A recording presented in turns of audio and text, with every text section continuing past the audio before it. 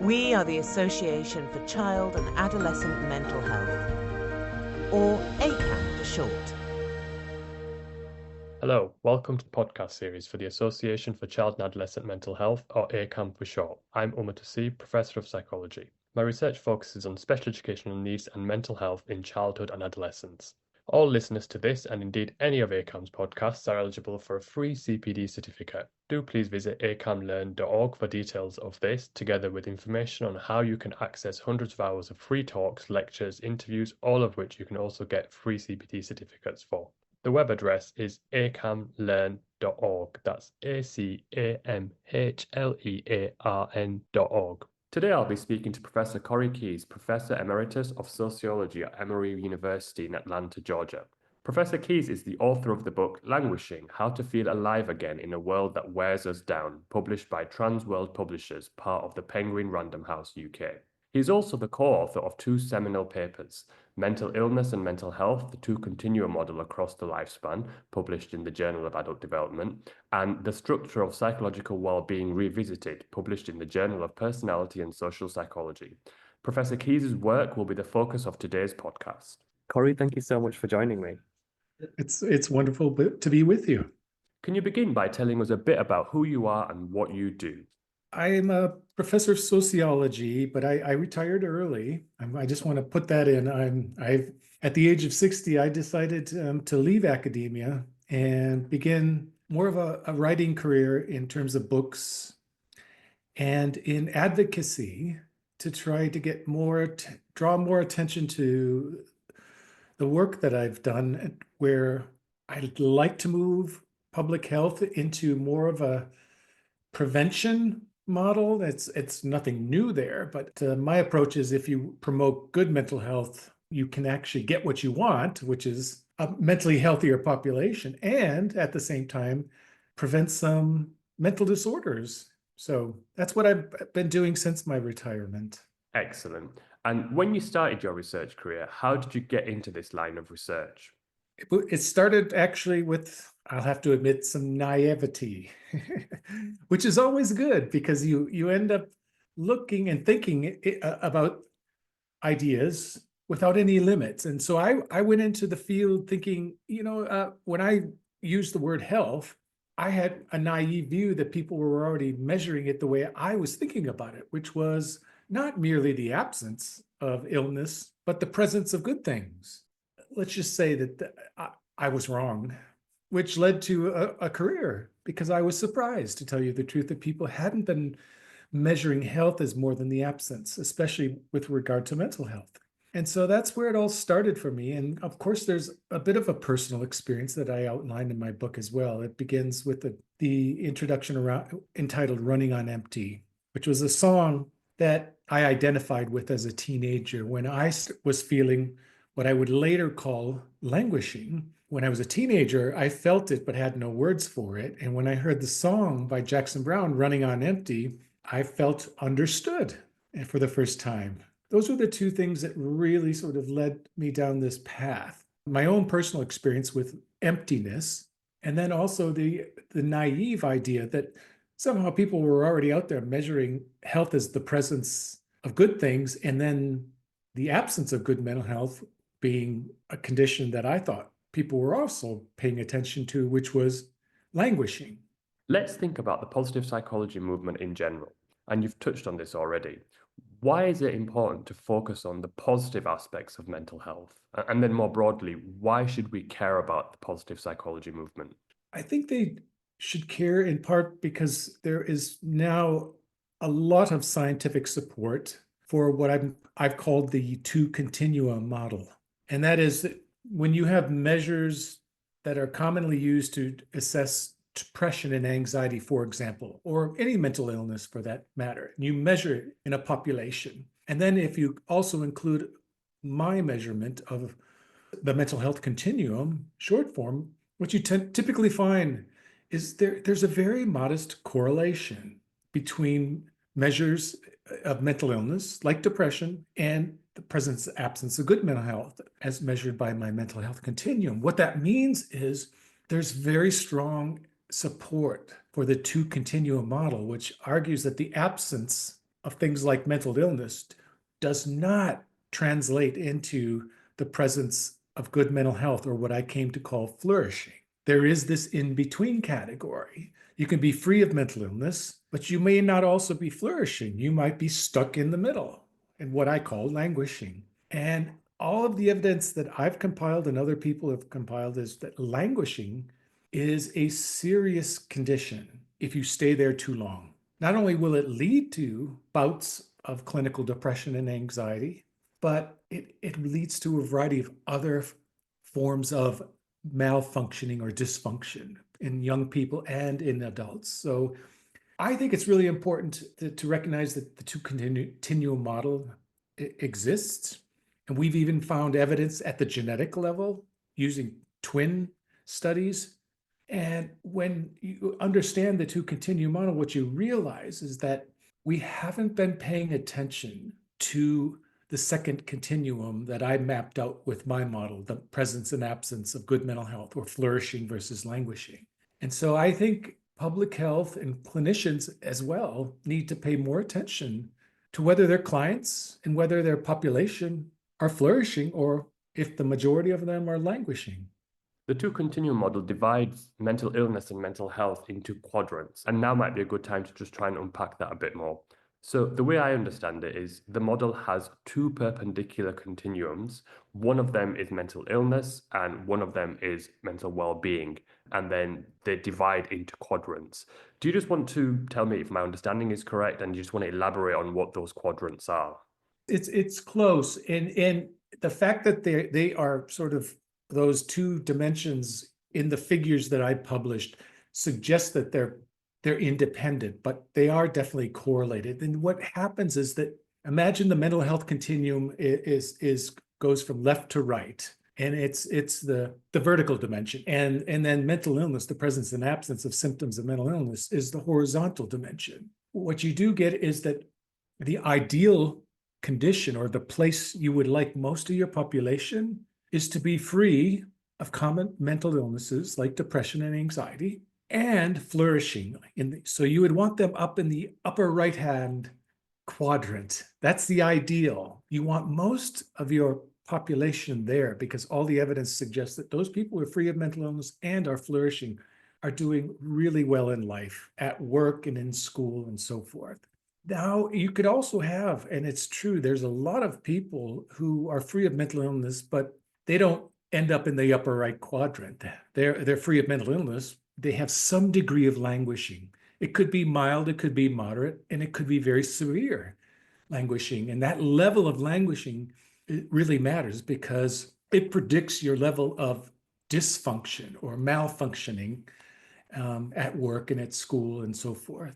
But then again, what's interesting is that there's a whole group of people who fall on the left-hand side who would meet the clinical criteria for things like depression. And it's possible that some people with mental illnesses might be flourishing in young student populations. I'm thinking of college-age students. You might find 4 to 6% of young people who would meet the criteria for depression, but they might be flourishing. And that might sound odd at first to people. How can you be mentally healthy and mentally ill at the same time? Well, I have 2 mental illnesses, and they're not acute. They're not obvious all the time. If people like myself can manage our mental illnesses, it's possible that we can actually flourish. And evidence suggests when you are flourishing with a mental illness, you are protected from a variety of other problems emerging, even though you have a mental illness.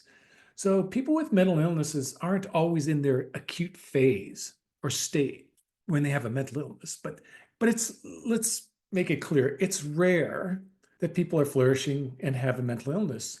Most people fall somewhere in the mild to moderate category of languishing with a mental illness, and a pretty sizable portion also the criteria for severe languishing with a mental illness. So what's interesting there is a lot of research misattributes all of the dysfunction to depression or other mental illnesses, when in fact, a lot of people who have a mental illness are languishing to some degree, and their level of languishing is also contributing to their dysfunction or malfunctioning. It's not just their mental illness that's causing problems. It's the fact they're also languishing with a mental illness. So your languishing is there with your mental illness, and it's causing problems along with things like if you have depression. So that's a long description of the two continuantal. It has lots of implications. Okay, excellent. Lots of follow-up questions there. Let's just put a pin in those questions for a second and go back and try and think about some of the things that you've talked about with well-being and try and unpack those definitions a bit more. So you've talked about well-being, and in your book, you talk about emotional well-being, social well-being, and psychological well-being. And there's a really nice schematic that you use to describe. Can you just talk us through what those things mean? Well-being is a category that can get very confusing very fast because a lot of people use the word, but what they mean is they're looking at specific aspects of well-being. A lot of researchers, when they talk about well-being, and the very famous one was named Ed Diener, who championed a subjective well-being. He was referring to what I came to call emotional well-being. He was very interested in things like life satisfaction and happiness. Here, the equivalent is, right, people experience more positive emotions, and you can ask them how happy and satisfied they are with life. Now, I ask those two questions along with a third question: how interested in life are you? And I kind of put that in the emotional category simply because it's sort of it doesn't fit well in what I'm going to talk about next, which is the functioning well.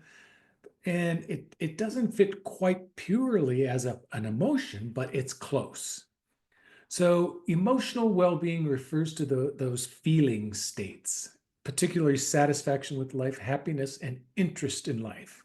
That goes back actually to a very important philosophical tradition in ancient Greek philosophy that argued that the secret to a good life is experiencing more pleasure and not experiencing too much unnecessary pain.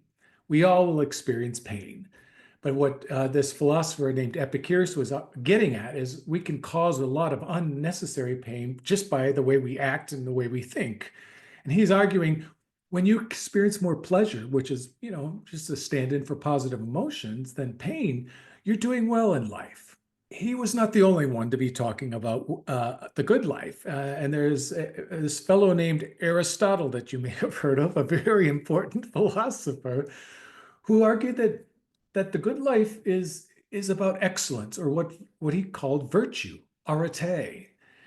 And when human beings work to become good or excellent at being what we're designed to be, really good people and in citizens, he argued that as we become more excellent at the job of being a person and a member of society, we begin to experience pleasure as a result. But he argued we need to champion functioning well. And social and psychological well-being are those questions in my mental health continuum questionnaire that get at aspects that both psychologists and sociologists have argued are indicators of functioning well, such as you have a sense of belonging, you have a community where you feel you belong. You are able to contribute things and to other people of worth and value. You're accepting of other people. You also like most parts of your personality. You have self-acceptance. I'm just going to give you a few because there's 11 of them. And your life has direction and meaning. You have warm, trusting relationships with other people. You have good interpersonal relationships. That's just a flavor of some of the psychological and some of the social aspects of well-being that represent what I came to believe was a sign that people are functioning well as individuals and as members of communities. Thank you. And then you also talk about the 6 domains of human excellence in your book. What's that about? If you were to think about those aspects of functioning well and try to boil down the social and the psychological well-being, they share in common some of those domains of excellence. Like acceptance is one domain of human excellence, right? You have to work at becoming more accepting of yourself, which not everyone's very good at. We are very hard on ourselves. And if you were to monitor internal talk and dialogue that people have, we're pretty hard on ourselves. So people need to work on being more accepting and kind and compassionate to themselves. But that acceptance also goes beyond just self-acceptance, right? We live in a diverse world with people who look different, think different, worship different, eat different things, you name it. And we function well when we can be more accepting of other people without trying to change them or exclude them or discriminate against them or even be violent towards them, right? It's important to be self-accepting, but it's important to accept other people for who they are.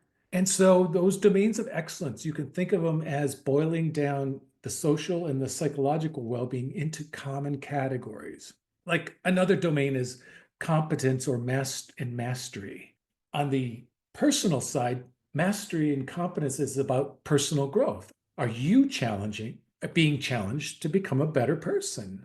But there's a social counterpart to mastery and growth, one of which is, are you developing yourself in such a way that you have skills and talents that the world needs so that you can contribute to the world or your community, your family, and so forth? We sociologists call that mattering. Do you matter? And to matter in the world, other people need things from you. So you need to work on becoming and growing socially so that you have skills and talents that you can give to others in your community, in your family, and in society. So those are just two of the 6 domains of excellence. That's where I'm trying to give the reader a sense. There's a social side to one of those domains of excellence, and then there's a psychological or individual side as well. Thank you. So if we take what you've told us so far about well-being, the domains of excellence, and the 2 continua model of mental health and mental illness, I'm going to ask you a few questions, which I get asked by students all the time. So I'm just going to put them straight to you, usually how the students ask me. So what's the difference between languishing and depression? Well, if you were to line up the clinical symptoms, the 9 symptoms that psychiatrists and clinicians use to actually assess depression, you would see they're all negative. So there's 2 signs or symptoms of what they call anhedonia, which is the loss of pleasure or interest in life, and the presence of, for instance, sadness when it comes to depression. So to be depressed, you have to have at least one of those signs of anhedonia every day or almost every day for the last 2 weeks or more. But then you also have to meet the criteria of, you have to have at least 4 out of the 7 signs of what they call malfunctioning. And again, those are all negative. They're things like, have you suddenly found yourself not eating like you normally eat, that is under eating, or have you suddenly found yourself eating more than you normally eat, that is overeating? Same with sleeping. Has your sleep patterns changed so that you're not sleeping, you're experiencing insomnia, or are you sleeping for much longer each day? Not your typical 7 to 8 hours, but maybe 12 hours out of the day, you just stay in bed and you sleep. It's signs of malfunctioning like that are all negative, and you have to have 4 out of the 7 combined with at least 1 out of the 2 anhedonia. So languishing is the absence of positive symptoms, not the presence of negative symptoms. So when I measure flourishing, I have 14 questions, all of which are positive. I just gave you and your listeners a description of some of them. Have you felt happy, satisfied, or interested in life? Then I ask, have you felt that your life had direction and meaning? Were you challenged to grow and become a better person? Did you feel that you liked most parts of yourself? Were you accepting of the other people? Those are all positive questions getting at the presence or the absence of well-being. Languishing is the absence of those good things. It's not the presence of the negative things that have to do with depression. Even though we've seen with a lot of people who stay there in that category of languishing too long, their risk of sliding over or developing things like depression increases as the severity of their languishing increases, and if they stay languishing for too long. So the way you want to think of languishing is it's the absence of good stuff. Depression is the presence of negative stuff. And flourishing is the presence of a lot of those good things that I just described that go into well-being. That's very helpful. So, in a similar way, what's the difference between flourishing and happiness? And in your book, you talk about maybe flourishing being an indirect route to happiness. In the way I just described clinical depression, right? You have anhedonia and malfunctioning. It's very interesting that when you look at the signs and symptoms of well-being in my mental health continuum, there's hedonia or hedonic well-being, and that's the emotional well-being, happy, satisfied, or interested in life. And to meet the criteria for flourishing, there is a formal diagnosis. You have to have at least one out of the three emotional well-being every day or almost every day for 2 weeks or longer. Often I measure it in the past month, but you can measure it in the past 2 weeks. But flourishing isn't just about feeling good. That is, it's not, it goes way beyond just feeling happy, satisfied, or interested in life. You also have to have 6 out of the 11 signs of functioning well. It could be some of the psychological well-being. It could be some of the social well-being. It could be any combination of those 2 kinds. But you have to have at least 6 out of the 11 every day or almost every day, combined with at least 1 out of the 3 emotional well-being every day or almost every day. So it's almost as if I flipped depression and its diagnosis literally on its head, right? You have to have one of the signs of hedonic well-being, that is the emotional well-being, combined with at least 6 out of the 11 functioning well. Depression is the opposite. You have to have 1 out of the 2 signs of anhedonia every day or almost every day for 2 weeks or more, combined with at least 4 out of the 7 malfunctioning. So, and my diagnosis of good mental health is flourishing literally turns depression on its head. But by measuring those signs and symptoms of emotional well-being, psychological, and social well-being. And then if we apply this to children and adolescents, what might a languishing child look like? I interviewed one young teenager, and he's featured in my book because the family was very worried. There was this shift in the young man, and he started literally spending more time alone, often in his bedroom. And when he came out, he barely talked with his parents. He had his hoodie on as if he was trying to disappear. You see shifts in behavior that you may think they're depression, but they may not be, because when I asked the parents, well, ask them some of these questions that go into my assessment of languishing and flourishing. It turns out he wasn't depressed. He met the criteria for languishing, and he was languishing moderately, which is not good. So you see a lot of teenagers who will engage in sort of, they begin to, you see a shift from being engaged to disengaged from their family and their peers. You might see a slide in their functioning at school in terms of whether they were in sports and not doing well there, and not doing well in the classroom and grades. They might start, and evidence shows that teenagers who are languishing often begin to think about things like suicide. They contemplate it, make plans, they engage in suicidality. They start engaging in delinquent behavior, evidence shows. They start acting out. They might start drinking, smoking marijuana, or getting in trouble with the law by doing what we call pranks, right? And other mischievous or things. And when I was writing the book, a study came across my desk that showed in Hungarian teenagers who were languishing, they had a very high risk of engaging in non-suicidal self-harming behaviors, like cutting, pinching themselves, pulling their hair. In other words, they're hurting themselves.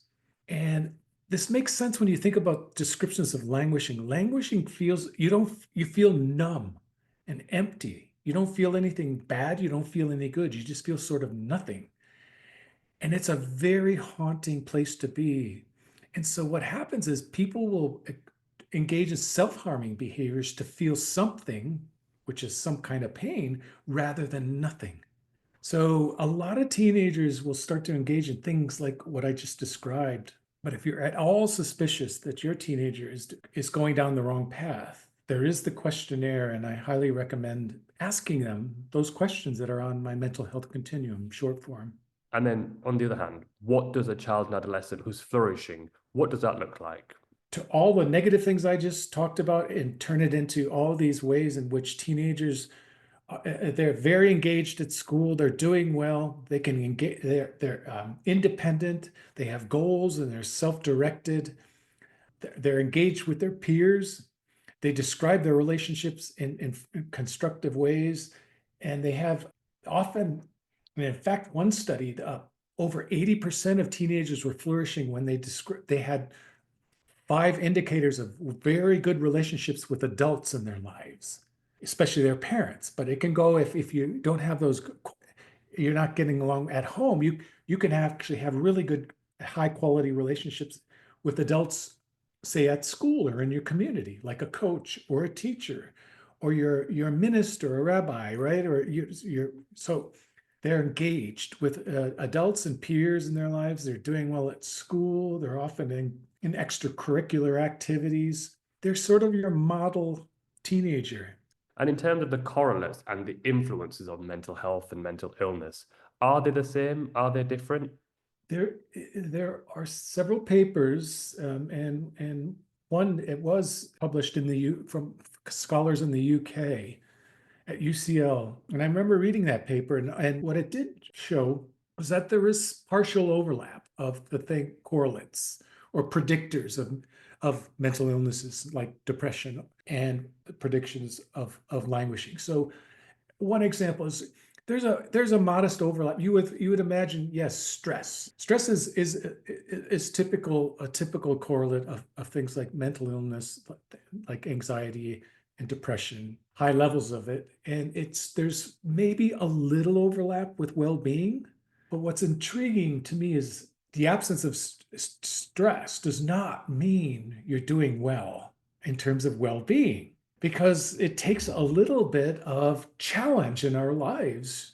Some might even say we have to experience some adversities sometimes to actually achieve some levels of well-being, because it takes challenge and adversity for us to grow. That's just the nature of being human. And so stress is an interesting one because there's a little bit of overlap, but it's much more predictive of mental illness than it is of mental health. And it may not be a good thing that you have no adversity and no challenge for your well-being. And I find that interesting because I think we walk around and convey to young people that the best form of life, which is very unrealistic, is to have very little adversity. I wish you a life free of adversity. Well, good luck with that. Most spiritual traditions advise us to beware of that message, because everyone will experience some form of pain, some form of suffering, and some form of adversity. So it's better to be prepared. And how you resolve adversity and challenge is the key to well-being. And that's also why social support is often a very important ingredient of well-being. If you have challenge, you might be able to do it on your own, but it's much better to experience adversity and challenge, but to have loving, warm, trusting relationships that you can draw on for support. So one of my favorite parts of reading popular science books is where you learn about the theory and then there's some practical tips and suggestions. And in your book, you've done that as well. So you've talked about the things that we can do to promote flourishing and learn, connect, transcend, help, and play. How can we apply that to childhood and adolescence? And what do those look like in childhood and adolescence? I think those vitamins, as I came to think of them, right? They're activities, they're actions, things you do.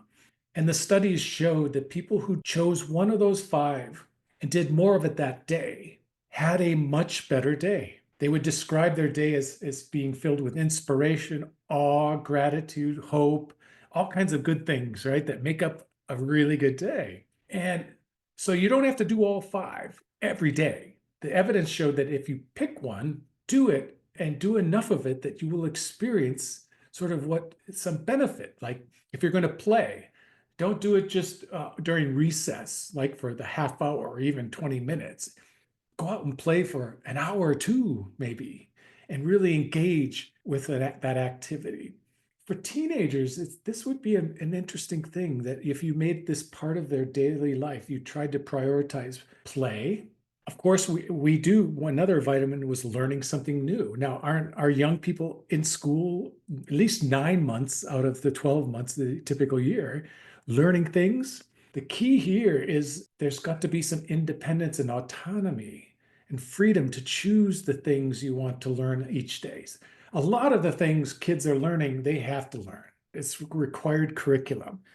So you may, as a parent, think they're learning something new every day. Why aren't they benefiting? Well, because they have to, because it's work, in other words. So what you want your children to do is prioritize something that day where they learn it, something only they are interested in. They want to see themselves grow in that direction. It may not actually align with what they're learning in school. That's fine, but it's something they are really interested in. So encourage them to learn something new that they want to learn, then it isn't connected to the work of school. And so those 5 active, like the transcendence one is another interesting one. Can you imagine what that's really about is engaging in some form of religious or spiritual practices. So for example, a lot of us, including me, I've practiced yoga very seriously for a long time. And we think of yoga as just physical exercise, like doing poses. But if you start studying yoga, it's got a deeply philosophical and ethical orientation. You engage in things like meditation and yoga to calm the mind so that you have a clear, calm mind that allows you then to engage and learn how to live more ethically, how to behave more ethically, how to be a better or a good person for others and with others, how to get along, so to speak. So all of those things that go into those vitamins are things that I would, if I were a parent or a teacher, encourage young people to practice regularly. Thank you. And I suppose what your work and the broader field suggests is that the positive aspects of development is something that we should be looking at more, and things like the presence of good things, and rather than just the presence of bad things, as you've described it. And I think there's been some work in this journal, in JCPP or JCPP Advances, I'm not quite sure which one it was, but around the need for future research to focus on the positive aspects of mental health and well-being. Where would you like to see the field of child and adolescent mental health and well-being in, say, 20 years' time? I suspect that what happens is that scholars specialize in some form of problem, right? That characterizes adolescence, right? And I understand that that there are problems in kids' lives that need to be understood, like maltreatment at home, or exposure to addictions or alcoholism at home, to exposures to poverty or violence in your neighborhood. There will always be problems and the things that we need to improve upon in communities and in families and in schools for our kids. But what I'd like to see the field do more research where they include in every study not just a problem focused, but the asset or the strength focus. It's simply not enough to get rid of the bad things. That's important, don't get me wrong, but getting rid of the negative things and the problems is part of the solution, but it's not the entire solution. Imagine a world where we could get rid of all the problems for our children, and yet you could imagine a world where we may not know what strengths and challenges they need to be introduced to develop physically and mentally and emotionally. It's just the nature of human being that what we want to do is get focused on the negative and get rid of those things. I think more research needs to have a complementary focus, both the problems and the strengths and assets that kids need in their lives, because they're both necessary. And that's really another way of bringing the 2 continuum model back into the conversation, because that would represent research that addresses the reality of the 2 continuum model in all of our lives, and that's true for kids as well. And you've mentioned during this podcast that you've developed your own measure of well-being. Could you maybe give us a reference for that measure and where people could find it if they want to use it? It's freely available online, and it's called the Mental Health Continuum, short form. And yes, they're very simple, straightforward questions that I think we need to be asking more of our young people. Do they have some of these good things going on in their lives? A sense of belonging? Do they feel like they're getting ready to in developing skills that allow them to contribute things to their family, their community, their school? Or do they like most parts of their personality? Are they able to manage their own lives? Imagine that. Are they confident to think and express their own ideas and opinions? If I were a teacher or a parent, I would want my kid developing along those lines myself. So I'd encourage the adults and researchers who care about kids to ask those questions of them. Finally, what's your take-home message for our listeners? If you were to take my work and boil it down into one saying, it would be this: the absence of mental illness does not mean the presence of mental health. And so we need to focus on both mental illness and the presence and absence of good mental health so that we can get a much more complete picture of where kids fall in the two continuum model. And ideally, we should be helping them to move into that upper right quadrant where they can stay flourishing, and their risk of developing mental illnesses is very low, and they do well in life. So that's the dream, where we take good mental health much more seriously than we have been. And a dream of a world where we actually engage in activities where we help more young people, adolescents, and teenagers flourish. Thank you, Corey, for that really clear take-home message and fantastic and wide-ranging and insightful conversation. Thank you so much. I'm very pleased to have had the opportunity to talk to you. Thank you. For more details, please visit the ACAM website, www.acam.org, and Twitter @ACAM. ACAM is spelled ACAMH. And don't forget to follow us on your preferred streaming platform. Let us know if you enjoyed the podcast with a rating or review, and do share with your friends and colleagues.